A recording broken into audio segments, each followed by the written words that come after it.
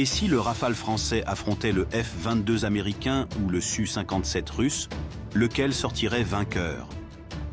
Ces trois avions de chasse représentent le summum de la technologie aéronautique moderne, mais chacun est conçu selon des approches stratégiques bien distinctes. Le Rafale est souvent présenté comme un chasseur polyvalent, capable d'exceller aussi bien en combat rapproché qu'à longue distance, avec une forte capacité d'adaptation aux environnements de guerre électronique. Le F-22, quant à lui, est un pur avion de supériorité aérienne, misant tout sur la furtivité et la domination du combat au-delà de la portée visuelle, BVR. Le Su-57, de son côté, adopte une approche hybride entre furtivité et extrême maniabilité, tout en étant pensé pour fonctionner dans des environnements où l'ennemi dispose de capacités de brouillage avancées.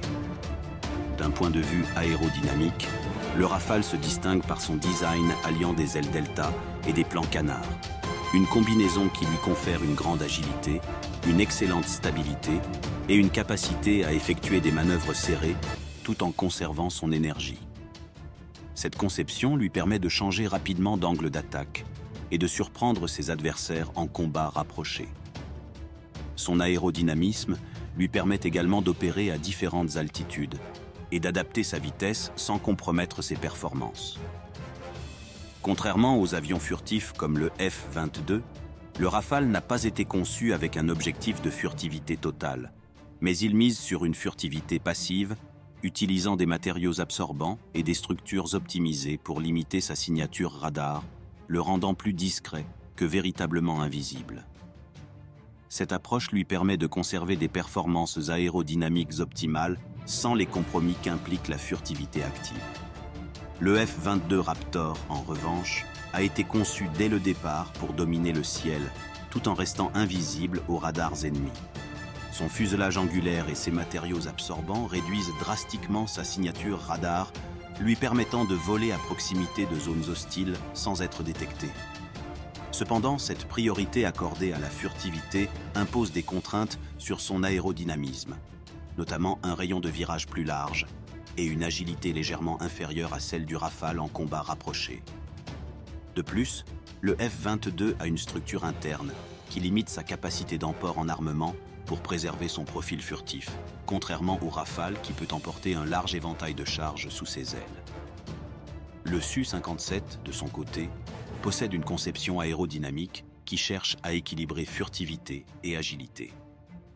Il est doté d'une poussée vectorielle tridimensionnelle, ce qui signifie que ses moteurs peuvent diriger les flux de gaz d'échappement dans différentes directions, lui permettant d'exécuter des manœuvres extrêmement serrées et de conserver une vitesse élevée en virage.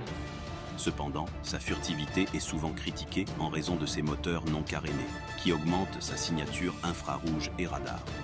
Contrairement au F-22, le Su-57 adopte une furtivité partielle, privilégiant l'agressivité et la manœuvrabilité plutôt qu'une invisibilité totale. Cette philosophie de conception lui permet de s'adapter à des engagements dynamiques et d'échapper aux missiles ennemis grâce à ses manœuvres impressionnantes. En matière de détection et de systèmes de surveillance, le Rafale est équipé du radar RBE-2 AESA, qui offre une excellente capacité de suivi multi-cible tout en maintenant une faible probabilité d'interception radar. Ce radar permet de détecter simultanément plusieurs cibles et de prioriser les menaces les plus urgentes. Il est particulièrement performant contre les avions furtifs grâce à sa capacité à opérer sur plusieurs bandes de fréquences pour détecter les signatures radar les plus faibles. Associé au système de guerre électronique Spectra, le Rafale dispose d'une capacité unique à tromper l'ennemi en simulant de fausses signatures radar ou en brouillant activement les radars adverses. Spectra permet également une détection passive des menaces, réduisant le besoin d'utiliser le radar et augmentant la discrétion opérationnelle. Le F-22, quant à lui, est équipé du radar AN/APG-77, un système de pointe capable de repérer des cibles à plus de 250 km. Ce radar AESA est optimisé pour fonctionner en mode Low Probability of Intercept, ce qui signifie qu'il peut suivre des cibles discrètement sans alerter les systèmes de détection adverses.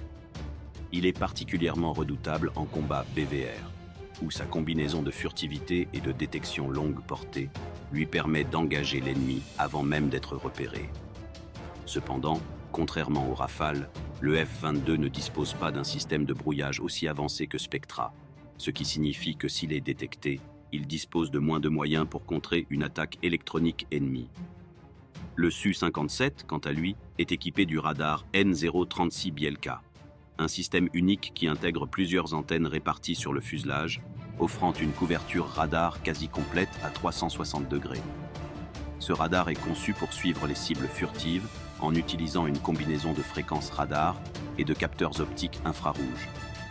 Cependant, la portée effective de ce système est encore inférieure à celle du radar du F-22, ce qui peut représenter un désavantage en combat à longue distance. De plus, les capacités de fusion de données du Su-57 ne sont pas aussi avancées que celles du F-22, ce qui peut limiter sa capacité à coordonner ses attaques avec d'autres unités.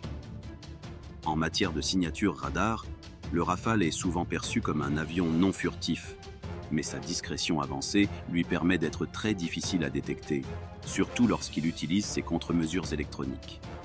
Le F-22, en revanche, est quasiment indétectable dans les bonnes conditions, mais une fois repéré, il est plus vulnérable, car il n'a pas les capacités électroniques avancées du Rafale pour brouiller ou tromper les radars ennemis. Le Su-57, bien qu'il soit présenté comme furtif, reste critiqué pour sa signature radar plus importante que celle du F-22, notamment à cause de ses moteurs visibles. Lorsqu'il s'agit d'armement, chaque avion possède des atouts spécifiques adaptés à sa doctrine d'emploi. Le Rafale est conçu pour emporter un large éventail d'armes grâce à ses 14 points d'emport, offrant une flexibilité inégalée.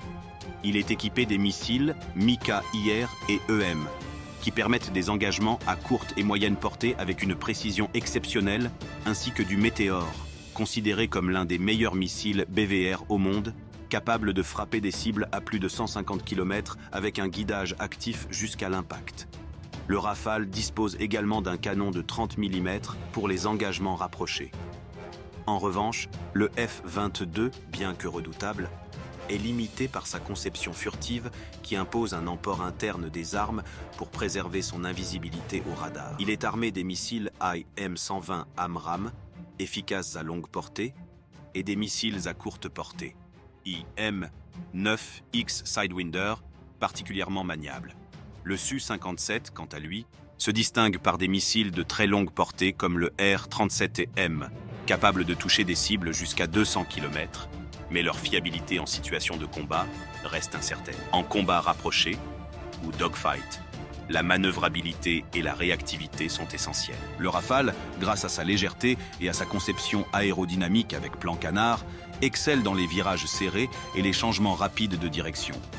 Il peut maintenir une grande stabilité en haute altitude et sa capacité à garder l'énergie après des manœuvres agressives lui donne un sérieux avantage. Le F-22, quant à lui, bénéficie de son rapport poussée-poids exceptionnel qui lui permet d'effectuer des montées verticales impressionnantes et de conserver un avantage énergétique dans les engagements prolongés. Cependant, en combat rapproché, sa grande taille et son poids peuvent le désavantager face à des avions plus agiles comme le Rafale. Le Su-57, de son côté, tire parti de sa poussée vectorielle tridimensionnelle, lui permettant d'effectuer des manœuvres extrêmes et d'échapper aux tirs adverses, mais au prix d'une perte d'énergie rapide qui pourrait le rendre vulnérable après quelques minutes d'engagement. En combat à longue distance, ou BVR, Beyond Visual Range, le F-22 est sans conteste le plus redoutable grâce à sa furtivité et à son radar longue portée. Il peut engager ses cibles sans être détecté, ce qui lui confère un avantage stratégique considérable. Toutefois, le Rafale, bien que non furtif, dispose d'un système de guerre électronique avancé avec Spectra, qui peut détecter et brouiller les signaux radar ennemis, lui permettant de réduire l'efficacité des missiles adverses et d'améliorer sa survie en BVR. De plus, le missile Météore lui confère un sérieux avantage avec sa portée impressionnante et sa capacité à ajuster sa trajectoire en fonction des mouvements de la cible. Le Su-57, bien qu'équipé de missiles longue portée, reste désavantagé par sa furtivité partielle qui pourrait le rendre détectable plus tôt par ses adversaires. Alors, lequel de ces avions est le meilleur ? Le F-22 excelle en combat à longue distance grâce à sa furtivité, mais souffre d'un manque de polyvalence. Le Su-57 est un redoutable adversaire en dogfight, mais ses capacités furtives restent en deçà des attentes. Le Rafale, quant à lui, offre un excellent équilibre entre combat rapproché et engagement BVR, avec des systèmes électroniques avancés qui compensent son absence de furtivité active. Chaque avion est redoutable dans son domaine de prédilection, mais au final, tout dépend du contexte de l'engagement et de l'entraînement des pilotes. Et vous, lequel pensez-vous qui dominerait le ciel ?